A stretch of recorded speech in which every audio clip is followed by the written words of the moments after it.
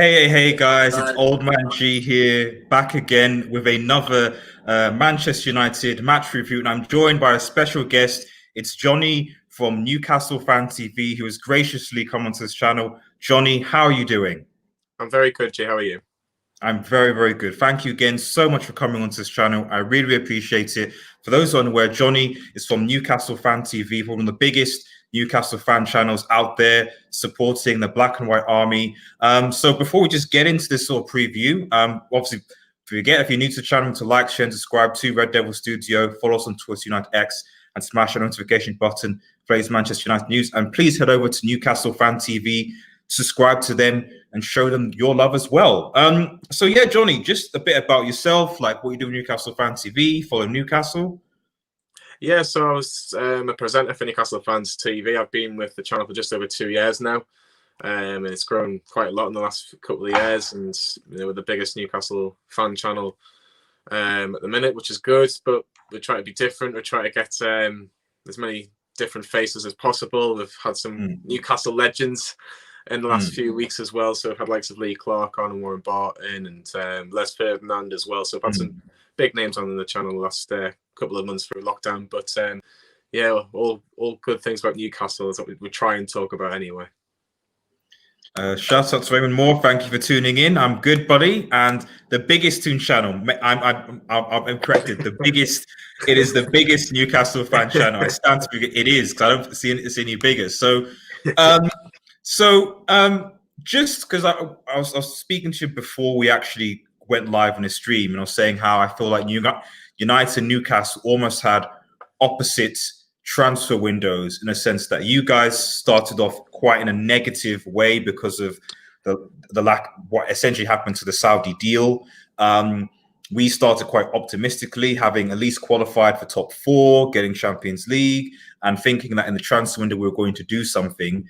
And it seems that the reverse has happened, in that Newcastle have made some quite good signings that I think can strengthen them and push Newcastle forward. And United, signed 33-year-old Cavani. So what are your thoughts as a Newcastle fan on just how everything has happened, man? I think start with Newcastle. You were right when the Saudi deal broke down, and there was just a lot of, I think, negative thoughts, negative people I think basically had enough with everything going on with Newcastle. And it was a tough one to take, because I think a lot of people thought that was the end of Mike Ashley at Newcastle, and it was the closest it had ever got. And we were thinking, well, we're back to square one. We've got a manager that Newcastle fans haven't really, or the majority of Newcastle fans haven't really kind of enjoyed the football of Steve Bruce. But he has got us good results in the start of the season. We picked up 7 points from 4 games. We've got a point away from at Tottenham, which is difficult. And I think anyone playing Tottenham recently has found it difficult. Is that right, G? I mean, there was certain help from certain technology, but to be fair, you're right. And like I said, like I never actually thought that, if I'm perfectly honest, I think Newcastle had a better transfer window than Manchester United in terms of the players you brought in to strengthen your team. I think that Callum Wilson from Bournemouth is a proven striker, and I think if he was actually fit, because I think he was injured for quite a bit last season for Bournemouth. I think if he had been fit, I don't think Bournemouth would have gone relegated. Ryan Fraser as well, good assists. Jamal Lewis, I think, and then the Burnley guy, Jeff Hendrick, is it? Yeah, Jeff Hendrick. Yeah, Jeff Hendrick. So all, for me, good signings that I feel add strength and quality to the Newcastle team, and can help them to push forward. So with United, I just feel that, we didn't really sign, even though the players that we signed may arguably be better than those Newcastle players, they weren't necessarily players that I felt would strengthen the team or improve the team. I think that they were just an add-on, an accessory, if that makes any sense. So, but just going in, obviously, with what you said with Steve Bruce going in, how do you feel that Newcastle will? Do you feel optimistic for the rest of the season? Do you expect Newcastle to go places? What's your expectation for them? I think, well, you touched about the transfers. The transfers really helped us, and I think the difference between maybe what we were doing and what Manchester United were doing is that we bought players that we actually needed. We needed a new left back. We needed a new striker because Gale got injured, and Joe Linton just isn't a proven goal scorer. We got a new winger, so all the pressure wasn't on Alan St. Maximin. in Ryan Fraser, and Jeff Hendry was just an extra centre midfielder, good cover, good professional. You know, he knows the Premier League as well. So we got players that we needed in those certain positions. And Steve Bruce has kind of gone, well, let's put them all in as much as we can. Callum Wilson started fantastically well for us, 4 goals in all competitions. This season, which is something that we didn't have last year. We had so many different goal scorers last year. But I'm relatively optimistic as a person and as a football fan as well. In the quarterfinals of the League Cup as well, which we've got Brentford away, and it looks like Ben Barber's still at West Ham as well. So that's one of their best players gone, along with Ollie Watkins. Obviously, he's seen that's got to Aston Villa. So potential if Newcastle can get through Brentford the semi-final in the League Cup, and then 7 points from 4. We've mentioned the games that we've played, and you'd like to think if we can get another 6 points from the next international break, then it'll put us in a very, very good position, a very comfortable position. But the first priority for Newcastle, unfortunately, at the minute, is 40 points. We have to get 40 points as soon as possible. You do that, and then you can see where you go from there. But so far, so good. The performances are getting there slowly but surely. But hopefully we can capitalise on what's been a very difficult start for Manchester United. Yeah, of course. Just quickly some comments by just so Kivo's streams, you're doing well. Thank you. Congrats for collaboration. Doesn't change the fact you're losing though, being outplayed by every opponent until this point. But on the real, congrats for the collab. Thank you, Suspect Dream. That sort of backhanded compliment, but thank you so much. Fourth and Ninja says, as a Tune fan, I'm surprised lack of starting time for Donny van der Beek as a United player. Is that something you think needs to change as a Manchester United fan? It seems to me. I think really the only reason I can explain it is just that, like, it's like with any new player that comes into the Premier League, it's just the idea of giving that player transition rather than throwing them into the side. And I think one of the things I said is that the signings that Manchester United got were not necessarily, in my opinion, the signings that Manchester United needed to make. So Donny van der Beek is a very good signing, but we had a relatively decent midfield, so it was more like a depth signing. Cavani, likewise, is okay, though I think he's not played for a while. But we have Martial, had Green, we had a Garland, etc. So it's an added depth signing. Telles, to be honest, is probably the only signing where I thought, right, okay, we need good competition for Luke Shaw, because if Luke Shaw gets injured, I don't think Brandon Williams. I think it's harsh for Brandon Williams to sort of be thrown in to do backup. I think he needs a bit more experience. So that's a sign where you're like, right, okay, this improves the starting 11. We'll see what happens. But given the form of Pogba or rotation, he might want to play Donny van der Beek. But you make a good point. Going into obviously the game, as a Newcastle fan, what are your thoughts on just how the whole Manchester United debacle seems to be going on, from an outsider looking in? I think it's a mess. I really do. I think it's a real mess. But I think there's a lot of questions that have to be asked towards the likes of Ed Woodward. I think there was a big chance that Manchester United could have taken at the end of last season. Now, you look at Liverpool, look at Manchester City. Yes, they're still miles ahead from the rest, but Manchester United finished third in a league really where they should never have finished in the top 4. If we're being brutally honest, Leicester should have been in the top 4, and Chelsea kind of just stumbled over the line in the end as well. So I think Manchester United had a chance to kind of go, right, let's get a couple of marquee signings early on and put our stamp on it. But it looks like they were trying to play poker with Dortmund and trying to see if they were going to blink first and lower their asking price. Sometimes you just have to do business, and sometimes you just got to do it early and just get it done without playing poker, basically. And you look at the likes of Liverpool and Manchester City and Chelsea. You can put Chelsea into that category. They've done the business. Liverpool got Thiago and Jota within about 3 days. Exactly, yeah. Manchester City bought the likes of Ake, Torres. They've got players in all sorts of positions now. Chelsea, you've seen them spend £200 million more or less. I know they sold Hazard and had a transfer ban, but they got their players in, and everyone's gone, wow, that's a good Chelsea team now. So United missed a trick. If they wanted Sancho and he was the number 1 target, get him. But I think you know as well as I do, G, that defence is absolutely appalling. That defence is appalling. You look like Luke Shaw. I've never really rated Luke Shaw at Manchester United. I have to be honest. I don't think he's good enough. If I'm being brutal, but the 2 centre halves, we obviously might talk about Maguire a little bit later. The only one I kind of rate is Wan-Bissaka, and I only rate him really defensively. I don't think he's brilliant going forward.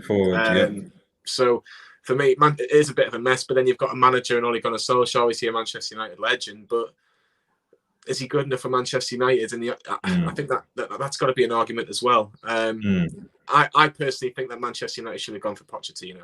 I really should have. He's available. He would have come to you. Of course, he would have come to you as well. I'm amazed that Solskjaer's still in the job, but he seems to get a result, and it keeps him in a job for 4 or 5 games, and then the pressure's back on him again. So we'll have to wait and see, really. Yeah, no, fair enough. And I think it's good having an outside perspective, because with this international break, there's been a lot of talk about Ole Gunnar Solskjaer. Is he going to be sacked? What's going to happen? Player unrest, etc., etc. And it just goes to show. I mean, I've had my arguments and disagreements with people. So just because, as you started, I think quite rightly, I think the board and Ed Woodward are a very, very big problem with this football club. You know, I don't believe for a second that Telles, Cavani, and maybe Van der Beek, I'm not 100% sure, were on Ole Gunnar Solskjaer's list of the players that he wanted to get into the summer. You know, I find it very difficult to believe that Ole went to Ed Woodward and said, I want you to get Cavani, who I know can't play for 2 weeks because he's got to be quarantined. It just doesn't make sense, you know. So there is something to be said about, you know, I think I said to one of my Young Fire friends, it's like, I didn't think there could ever be a time where Mike Ashley does better business in the transfer window than Manchester United. I just didn't think that was possible. And yet somehow it is. Somehow it is, you know, somehow it is. But thanks. And let's just I guess, crack on and go into what we think the starting 11 will be for both teams, and how you think that Newcastle will set up against this Manchester United side. I think for the first question I'm going to ask is, and I think every Manchester United fan is going to ask this to you guys, is, are the Longstaff brothers playing? In particular, is Matthew Longstaff playing? Because I read a tweet saying apparently he was out injured and now he's apparently back. And I was like, for goodness sake, man. It's like, it's not, it just, he has to be back for, you know, he turns into prime Ronaldinho when he plays against us. So, you know, are the Longstaff brothers going to be playing, and are they going to be a threat? I don't think either of them will start. I think there's an argument that both of them could be on the bench. Sean I would imagine Sean will definitely be on the bench. Matty, he's been injured for a while. He picked up an injury in pre-season, just after he signed a new 2-year deal.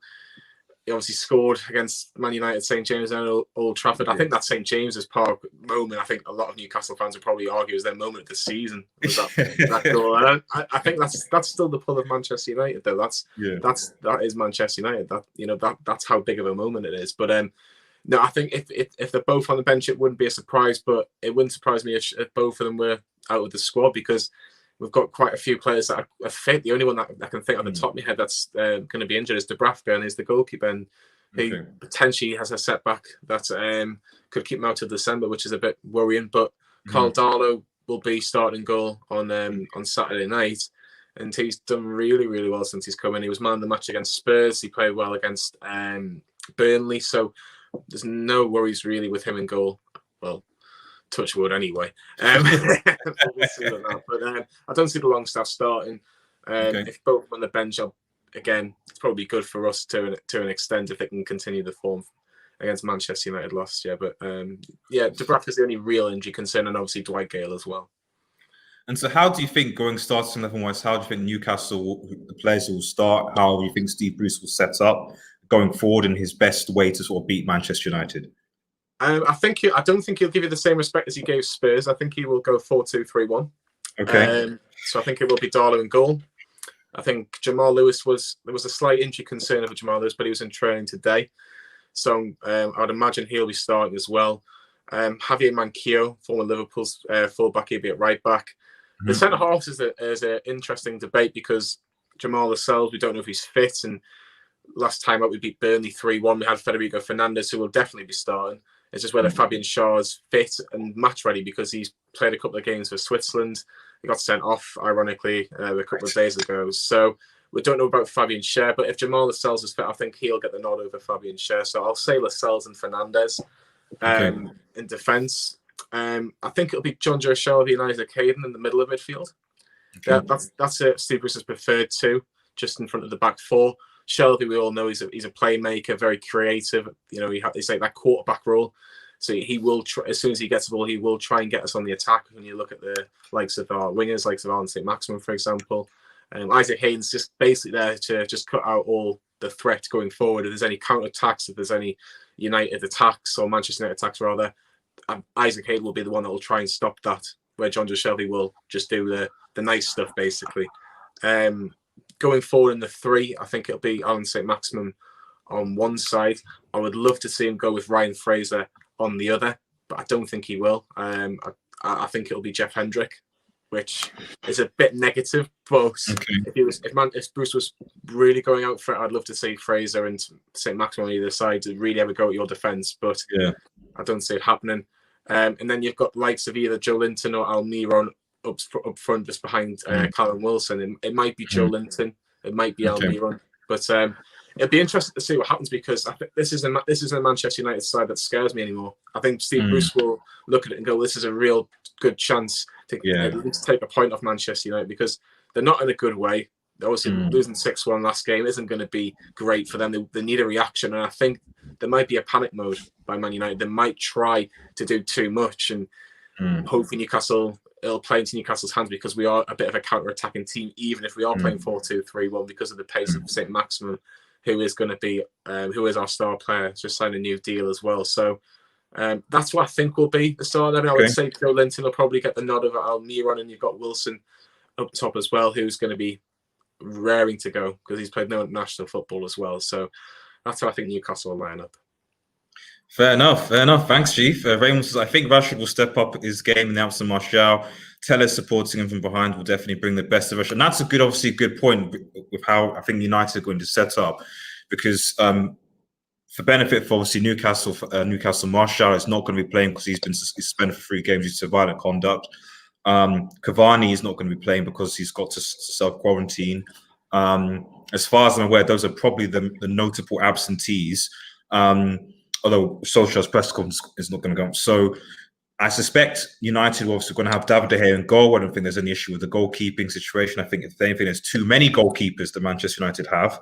The defense is what is, I think, the biggest question here as to how Ole Gunnar Solskjaer is going to set up. And I suspect he's still going to play 4-3-3 or 4-2-3-1 or what have you. The question, I think, is just who is basically going to be the centre-back pairing. The previous game, it was Maguire and Bailly, and look what happened. The previous 2 games were Maguire, Lindelof, and we've seen that, Lindelof, hasn't been great. Maguire hasn't been great. Knowing Ole Gunnar Solskjaer, I think that he is going to probably start Maguire and Bailly again. Personally, I think that he should start Bailly and Lindelof. And see what happens, because it's clear that Maguire, whether it's his mental health or he's just not good. He's not good. He's not good. And can you drop an £80 million defender though? I mean, if Chelsea can drop a 75 million keeper, why can't we drop an £80 million defender? If Arsenal can drop a £75 million winger in Pepe, why can that's what I don't really get, is that if Chelsea and Arsenal can do that to players that they spent 75 million on, in, like I said, Pepe and Kepa, they actually signed a new keeper and now he's been benched. Why is it that Manchester United can't drop an £80 million defender? City themselves have spent 50 million on defenders and it doesn't work. Let's just spend 65 million on another centre back, So it's just strange how, at the end of the day, if you're not playing well, irrespective of how much you cost, you should be dropped. And I think he should just play Bailly and Lindelof and see what happens. But I suspect he's going to play Bailly and Maguire. Wan-Bissaka will come in at right back. I don't think Tellez is going to start, even though I think he should, because again, just coming in, the whole new player sort of thing, he might bring on in the second half to ease them in. So I suspect that Luke Shaw will again start. Midfield-wise, I think will be Matic. Is he going to drop Pogba? That's the second question. The 2 questions in this. I hope he starts. Yeah. Honestly, he's so overrated. He is so overrated, Paul Pogba, in a Man United Yeah. shirt. Yeah. So overrated. For me, the thing with Paul Pogba is that if Paul Pogba plays at the top forward, if he plays like essentially behind like Martial, that's where you want Paul Pogba to play. You don't want Paul Pogba to be playing really. And I was watching him for France, for example, stuff like that. And then his most dangerous was when he's just basically playing behind the striker, almost in a borderline number 10 position. But Ollie seems to have Pogba playing in a very quite a deep. Oh, hello, Krishna. Thank you for joining, mate. Playing quite a deeper role. Almost like playing like two holding midfielders where Pogba isn't really going to do much, and if anything, he'll end up losing the ball. But again, Ollie's loyalties, even though I think that Van der Beek should probably start ahead of Pogba, he's probably going to go Matic, Pogba, and Bruno Fernandes. The front three is interesting. I suspect he'll probably go Lingard on the yes. I'm already. Just wait to my score prediction. Just wait to the score prediction because I'm already basically hearing this lineup. You should already be thinking, right, guys, a point. Forget about a point. Let's go for the win. Let's go for the 3 points. You know what I mean? So, but without Martial and without Cavani, Ole Gunnar Solskjaer doesn't seem to trust Ighalo. So you're really left with a front three of Rashford, Greenwood, Daniel James, and Lingard. And I think with Daniel James needs a lot more space to run into against the Newcastle side. I don't think it's going to afford as much space. So I don't think he's going to be particularly useful in this game. Jesse Lingard can at least go at you a bit and he can provide some defensive cover for Wan-Bissaka. So if he sticks to that formation, I think Lingard will actually play on the right. He'll then probably put Greenwood, who I think is probably arguably the most dangerous out of the front three in terms of his finishing ability. And he's actually a natural striker, not a winger. So he'll at least be, I feel he'll be a lot more of a problem down the middle than he was on the right. And then Marcus Rashford will be on the left and will probably play that way. Whether or not that will work remains to be seen. But I think that's just how Ole Gunnar Solskjaer will start. So is there anyone in that team that you say that you're scared of because from what I've said? No, not really. Greenwood, I suppose, will have. He's more of a natural goal scorer than Rashford. He has that bit of a killer instinct inside him. But Rashford, we know if he turns it on, he can be very dangerous. But it's just for me. What does Juan Mata have to do to get a game? That's a fair point. That's a point. I think he's quite useful. I think Donny van der Beek should be given more of an opportunity. If you spend so much money on him, why you should may as well use him. But again, is he looking at the PSG game as well? Because obviously you have to keep an eye on that. Yeah, that's actually a fair point. Thanks for bringing it up because I think one of the things that I noticed, and I think maybe deviated from Newcastle with Manchester United for 1 second. I think this season is actually going to be quite a strange season for that reason, where it's going to be quite a short season. There are going to be so many games that are going to be happening back to back. And I feel that almost like the smaller teams, if they've got a bit more depth, actually might do a bit better this season. So, for example, I'm not trying to call Everton a small team, but because Everton aren't playing European football, and they've got a lot more squad depth now, I think that Everton might actually have a better season this season. Whereas United and a few of the others who are going to be playing, essentially 2 games a week for the foreseeable future, possibly till January, and plus or minus EFL Cup, FA Cup, etc. There's just so many games, and so many games means injuries, means fatigue, means tiredness. So you're right. I don't think I'd be surprised if Ollie is thinking about the fixture against PSG. Maybe he has to bring in changes. He has to sort of say maybe other players have to come in. I don't know what you think about that, but is that reasonable? I think everybody will say the Premier League is the bread and butter. You've got to perform in the league, and I think arguably, I think the league still probably is just above the Champions League, probably. Especially the fact because Manchester United obviously haven't started brilliantly, only just the 1-1 against Brighton, and then obviously defeats the Palace and Spurs. They need to start picking up points and need to start getting points on the board to really challenge. And I know that sounds stupid, only 3 or 4 games in, but teams like Everton have started very well. Aston Villa have started very well. Chelsea, Man City might get on a little bit of a run now. The fact that they've kind of got a few new players and they can get a bit of a gel, they could win 12 or 13 on the bounce. Liverpool, that game against Villa was a blip. So they should be, I would imagine Liverpool will be up there. So it's going to be interesting.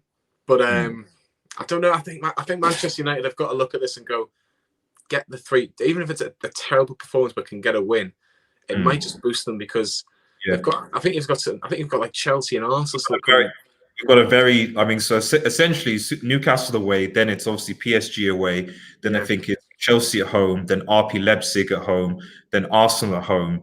It's the next 5 or 6 games. Tough. You know, it's tough, and possibly Oli might even get sacked from it. But rounding up, because just the last few minutes, score predictions. Johnny, as a Newcastle fan, as an optimist, and with a United side that's in disarray, how do you see this game going? If we go for it, and he starts Fraser and St. Maximin and really has a go at Manchester United, it's because it's a wounded animal. Newcastle could win this game. Do I think they will? I think it'll be a draw. I think, look, Manchester United can't be as bad as they were against Tottenham and be as bad against, like, say, a Newcastle. Newcastle are going to score the same amount of goals as Spurs did for obvious reasons, but I can't see us not scoring on Saturday. I think your defence is that bad. Callum Wilson will be licking his lips. It doesn't matter who you play at centre half. Callum Wilson will be looking forward to it. St. Maximin will be looking forward against Luke Shaw or Wan-Bissaka, depending on which way he goes. I hope he actually starts on the right, so he has a real go at Luke Shaw, because I think for pace, I don't think Luke Shaw will handle him at all. I'll go 1-1. I think Man United will have their moments, because we seem to always give teams chances. But I think Newcastle can win this game, but I think they have to score the first goal. I think if they score the first goal, I think Manchester United will be thinking, no, not today. We can't lose against them, and then we might be able to do something on the counter. But I'll go 1-1, probably sitting on the fence a little bit. But I don't know. I think I feel more confident against Manchester United this year than I did last year.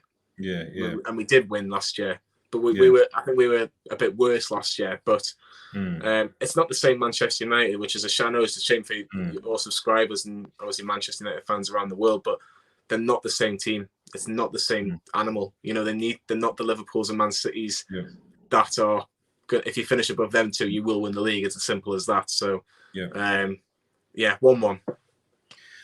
I don't disagree. I feel that we do have the squad to beat Newcastle. The question is, what is the lineup, who gets picked, and what are the internal? Those are the big question marks. You know, do I think that a midfield of Matic, Pogba and Bruno, or even Van der Beek, Pogba and Bruno is good enough to beat Newcastle? Of course I do. The issue is who he picks and how we're going to go about things. I think that there's one guarantee is that I'm sure at some point we're going to get a penalty. So that's already going to happen, you know. So and Bruno will take and will score it. So you're already in my mind, we're already 1-0 up because that's going to happen. You know what I mean? So the question is sort of, can United go on forward further and score more goals, and can they keep goals out? I don't think we'll be able to keep a clean sheet. For the stuff that you said, and I am concerned with the likes of Callum Wilson, St. Maximin in particular, that are going to think. And I think that Steve Bruce, much like Roy Hodgson, I think they've kind of started to figure out Manchester United in that. I don't think Steve Bruce is going to just put 10 men behind the wall. I generally think he's going to go at this Manchester United side, press them, cause them problems, and not allow us to really go out. So I'm actually going to agree with you, and I'm actually going to go for a draw as well. I'm going to go for a 1-1 draw, because I just think that, especially with the likes of Martial going out, our front three is probably a bit weakened.